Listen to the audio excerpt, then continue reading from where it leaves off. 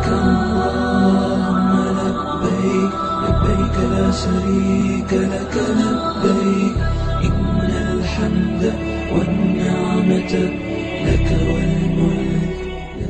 Perang dengan jumlah yang sedikit kalau kehilangan, tapi dalam perang yang jumlah sahabat banyak, tapi Allah Ta'ala beri kekalahan. Ini kemudian di samping ini ada masjid, namanya Masjid Uhud, Syuhada Uhud. Di lokasi yang dibangun masjid inilah dahulu terbunuhnya paman Nabi Sayyidina Hamzah. Dan ini di tempat yang mana terbunuhnya paman Nabi, dijadikan oleh ulama ini salah satu tanah yang boleh diambil dikeluarkan dari tanah haram. Yang dibangun masjid, karena sudah dibangun masjid kita tidak bisa mengambil tanahnya lagi. Jadi di lokasi yang mana dibunuhnya paman Nabi inilah sekarang dibangun masjid, namanya Masjid Sayyidina Hamzah. Dan di dalam bagian ini adalah makbarah atau kuburan daripada syuhada Uhud. Dan beberapa tahun silam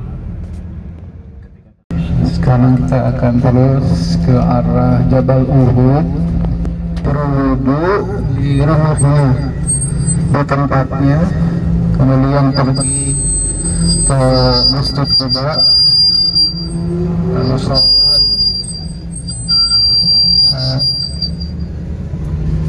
lalu sholat di dalamnya, sholat yang sempurna, yang ikhlas, maka baginya seolah-olah mendapat pahala umrah yang mabrur.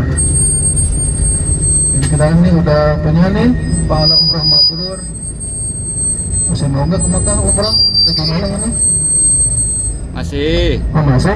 Masih. Alhamdulillah, ala kulli khair. Tetap semangat, tetap jaga niat, jaga adab, terus berdoa, berzikir, beribadah. Doa terus yang punya hajat, punya harapan, punya masalah, punya penyakit, punya hutang. Doa minta sama Allah. Allah berkehendak, innama amruhu idza arada syai'an ayaqula lahu kun fayakun. Hadisnya in tukhliq hazihil asabata lan tu'bada fil ard atau kama qala. Artinya, jika engkau ya Allah menghancurkan pasukan ini, pasukan orang muslim, maka engkau ya Allah tidak akan pernah disembah di muka bumi. Jadi Jabal Uhud adalah salah satu makhluk Allah yang juga masuk ke surga. Seperti anjingnya Ashabul Kahfi masuk surga. Lalu ikan yang menelan Nabi Yunus pun masuk surga. Ada lagi unta Nabi Muhammad SAW pun akan masuk surga. Kucing Nabi juga masuk surga, dan Jabal Uhud. Jadi artinya bahwa Gunung Uhud adalah makhluk hidup yang dalam bentuk padat, bentuk pasir, batu karang dan sebagainya. Ada juga tuh bukit yang Rasulullah menyimpan banyak pemanah untuk menjaga gerakan dari pasukan kudanya Khalid bin Walid yang saat itu masih berpihak pada kafir Quraisy. Nah, karena tidak patuh pada perintah Rasulullah, banyak dari pasukan muslimin itu turun dari bukit karena menganggap sudah menang, dan juga ingin berebut ghanimah, ya, anfal, harta rampasan perang. Karena itulah sehingga menyebabkan kesalahan dari kaum muslimin. Ada sahabat yang teguh yang tidak turun, siapa namanya? Mus'ab bin Umar, ya. Nah, itu yang teguh nggak turun, sehingga itu juga diabadikan dalam doa untuk para syuhada Uhud. Dari Madinah ya sekitar 8 kilo ya, 8 kiloan. Ada? 3 kilo. Oh ya, 3 kilo. 3 kilo.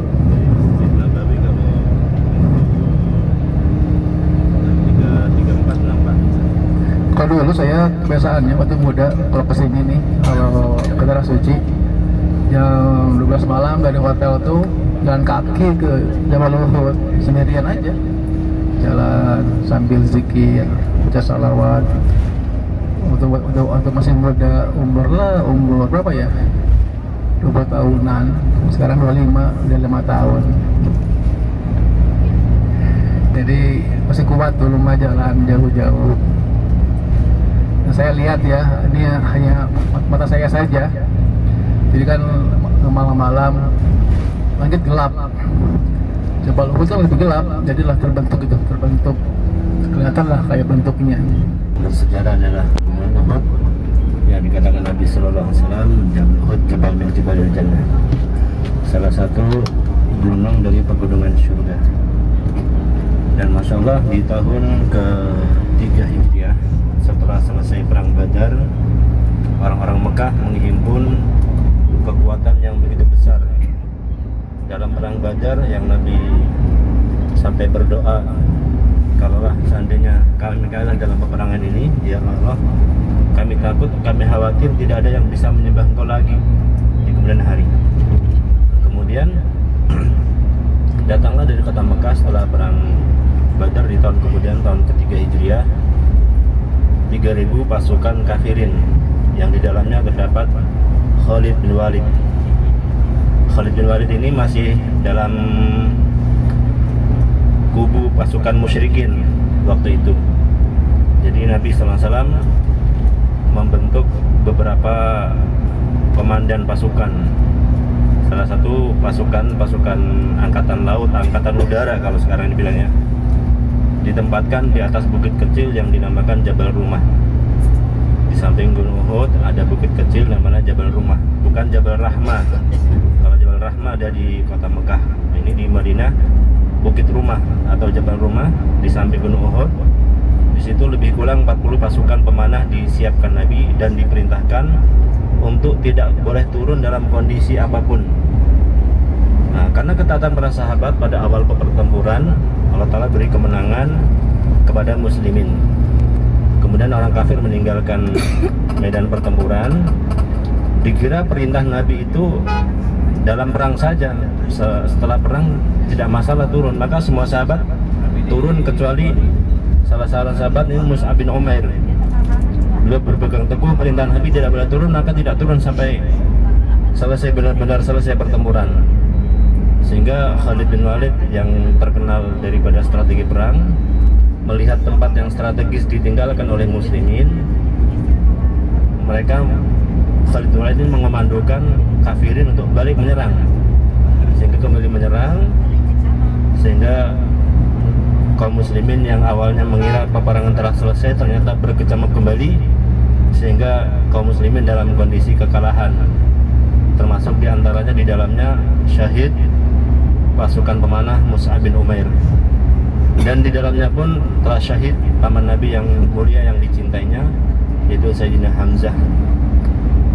Beliau ditikam, ditombak oleh sahabat orang kafir yang kemudian hari masuk Islam yang bernama Wahsy.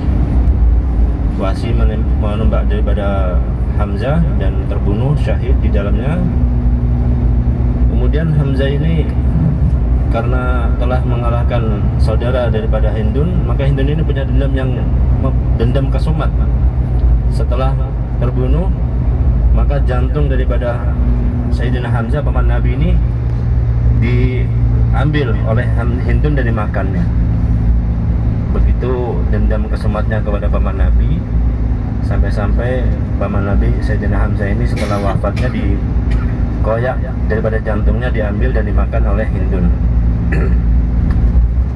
Nah, di kemudian hari, Wahsy yang menombak paman Nabi setelah Futuh Makkah ini masuk Islam,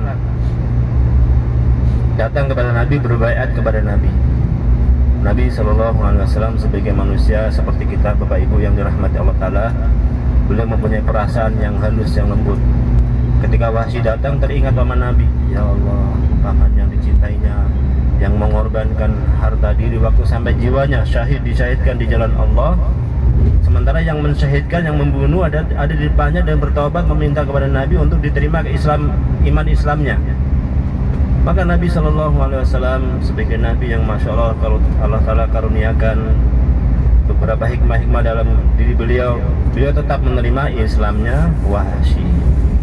Tetapi beliau karena teringat perasaan beliau yang halus lembut tadi, meminta kepada Wahsy untuk segera meninggalkan Nabi. Maka sepeninggal Nabi SAW ini muncul nabi-nabi palsu. Salah satunya adalah Musailamah Al-Kadzab. Sang penerus Nabi Khalifah Abu Bakar As-Siddiq radhiyallahu anhu menyatakan perang terhadap murtadin, orang-orang yang murtad bahkan yang mengaku Nabi. Dibentuklah pasukan. Nah, disitulah Wahsy menggunakan kesempatan yang sangat berharga. Beliau berharap kesalahan di Uhud bisa beliau tebus dalam peperangan melawan murtadin, melawan Musailamah Al-Kadzab yang mengaku Nabi. Maka beliau persiapan amal, beliau persiapan senjata dan sebagainya, dan akhirnya beliau berhasil sukses membunuh Musailamah Al-Kadzab. Setelah membunuh, beliau dengan perasaan sedih bercampur senang. Masya Allah, beliau sedih teringat dengan tangan beliau telah terbunuh manusia yang paling mulia, manusia yang dicintai Nabi, saudara Nabi, paman Nabi SAW. Namun dengan gembira beliau merasa gembira telah membunuh orang yang paling buruk di dunia, orang yang mengaku Nabi setelah wafatnya Nabi. Karena setelah wafatnya Nabi ini tidak akan ada Nabi lagi, yang ada kerja Nabi. Tapi kalau Nabi sebagai pribadi orang itu tidak ada, diutus lagi. Dengan perasaan sedih bercampur gembira, sedih karena telah melakukan suatu kesalahan, bergembira karena berharap kepada Allah kesalahan yang besar, kesalahan fatal dalam perang Uhud bisa beliau menggantikan dengan kemenangan dalam perang melawan Musailamah Al-Kadzab. Begitulah Bapak Ibu yang dirahmati Allah Ta'ala, ketika kita suatu saat melakukan satu kesalahan, bersegera kita buat amal, bertaubat kepada Allah Ta'ala, karena dengan amal-amal kebaikan ini akan menghapuskan kesalahan, kehilafan, dosa kita yang telah kita lakukan. Ya Bapak Ibu yang dirahmati Allah Ta'ala, karena waktu yang sudah siang, kita diperkenankan boleh turun untuk sekedar mengambil dokumentasi, berfoto ataupun berziarah, berdoa kepada syuhada Uhud, dan kemudian setelah itu kita bersegera kembali naik ke atas kendaraan kita. Jadi di medan Uhud ini kita tidak berlama-lama. Jadi kita segera turun untuk mengambil dokumen, 10-15 menit kita langsung bersegera untuk naik ke atas kendaraan, melanjutkan ziarah yang akan kita lanjutkan berikutnya, yang insya Allah mungkin ziarah berikutnya akan melewati saja, yaitu Masjid Qiblatain dengan medan Khandaq, perang Khandaq, dan kemudian kita akan bersegera kembali ke hotel kita insya Allah. Nah, ini di sebelah depan kita nampak gunung yang besar. Ini Gunung Uhud ya. Gunung yang mana Nabi janjikan adalah salah satu gunung dari pegunungan surga, dan menggambarkan betapa besarnya pahala yang kita dapatkan ketika kita melaksanakan sholat jenazah. Jadi di Masjid Nabawi ini kalau setelah sholat kalau ada pengumuman sholat jenazah, kita ikuti, kita makmum, karena sholat jenazah mendapatkan pahala 1 kilo. Maka Nabi SAW menyampaikan 1 kilo, sahabat bingung kira-kira ukuran apa, karena di ukuran dunia kan paling kilometer, liter, kilogram dan sebagainya. Ini Nabi sampaikan kilo. Apa itu kilonya Nabi?